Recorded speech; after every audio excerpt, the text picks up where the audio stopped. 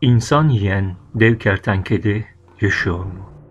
Megalanya bilim adamlarının tahminlerine göre yaklaşık 30.000 ila 40.000 yıl öncesi neslinin tükendiği düşünülen dev bir sürüngen türüdür. Komodo ejderi ve Perenteo kertenkelesi ile yakın akrabadır.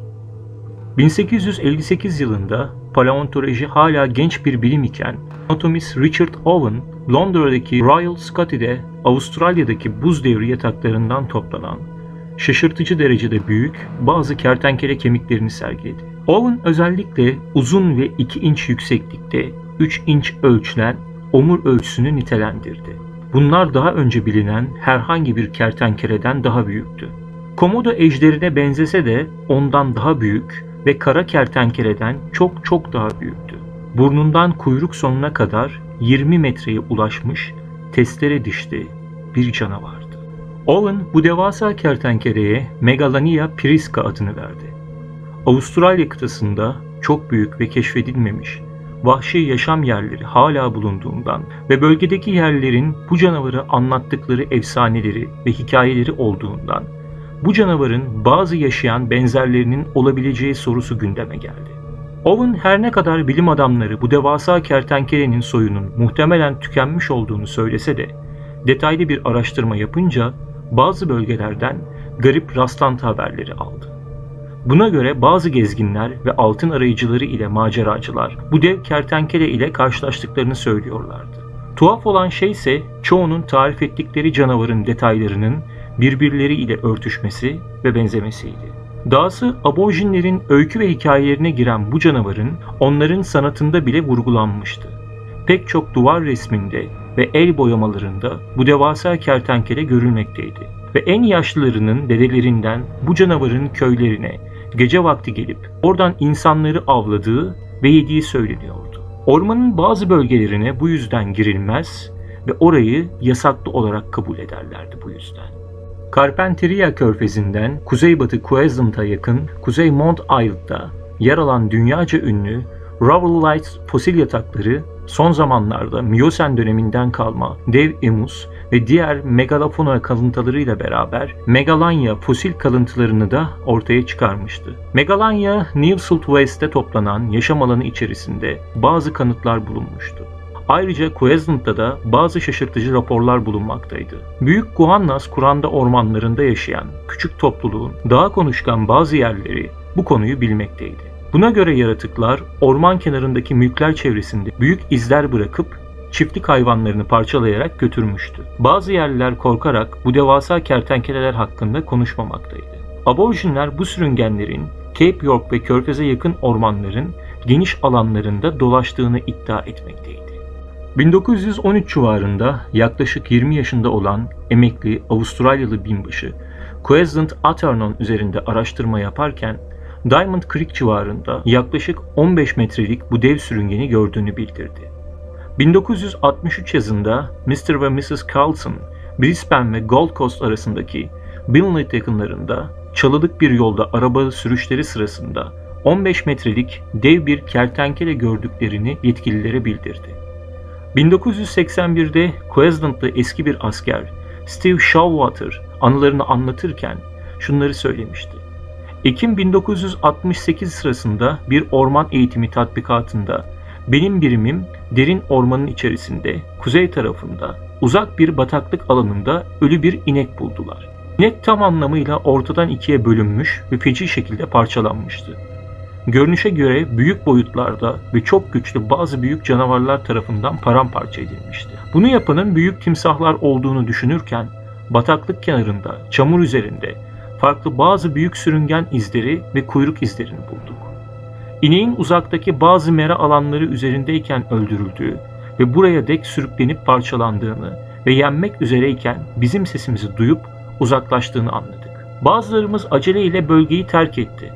Ben ve diğer arkadaşlarım izleri sürmeye devam ettik. Çamurda pençe izleri yarım metre genişlikteydi. Bunların dışında mesafe artı kuyruk işaretleri, sürüngenin boyunun 18 metre civarında olduğunu bize gösterdi. Orman yolunun içerisinde biraz daha ilerledikten sonra sık yapraklar içinde izleri kaybettik. 1977 yılında Alan Johnson, Tom Carroll ve Susan, Townsville yakınlarında dağlık bir ormanda yürüyorlardı. Orman dışında bir bataklık kenarına geldiklerinde büyük bir şeyin yaprakları ezerek kendilerine doğru geldiklerini anlayıp saklandılar. Korku içinde çalıların arkasına saklandıkları yerden devasa kertenkeleyi gördüler. Yaratık çok büyüktü. Uzun boyunlu, neredeyse devasa vücutlu, büyük bacaklı, büyük pençeli, uzun ve kalın kuyruğu, benekli, gri renkli geniş pullarla kaplıydı. Tarih öncesinden çıkıp gelmiş bir dinozora benziyordu. Bataklığa paralel şekilde durdu ve bir müddet etrafa bakındı. Boyu 15'te 18 metre civarındaydı. Devasa kertenkele biraz daha etrafa bakındıktan sonra yaprakları ezerek ormana geri döndü. Ama bu karşılaşmalara rağmen belki de bilimsel anlamda kabul gören ve tam olarak açıklanamayan bir kalıt olarak görülen şey, Rex Gilroy isimli maceracının Carpentaria burnu civarında bulduğu devasa ayak izlerinin alçı kalıbıdır. Bu alçı kalıpta dev kertenkelenin büyüklüğünü tahmin etmek olasıdır. Bununla beraber ormanda kaybolan pek çok insandan da bahsedilmektedir. Her ne kadar Avustralya gibi vahşi bir çevreye sahip yerde pek çok yırtıcı canlı olmakla beraber bunlardan bazılarının bu canavara kurban gittiği rivayet edilmektedir.